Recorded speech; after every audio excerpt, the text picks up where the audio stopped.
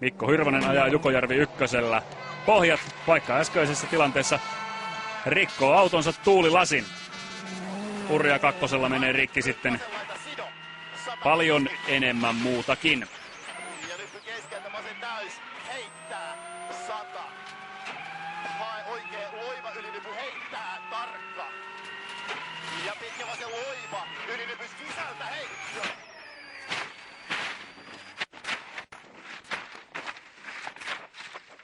Hurjavauhtinen ulosajo.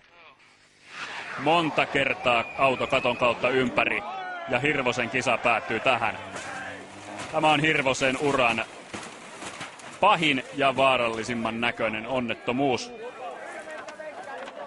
Mutta autokunta kömpii romusta ulos, vaikkakin hieman pyörällä päästään.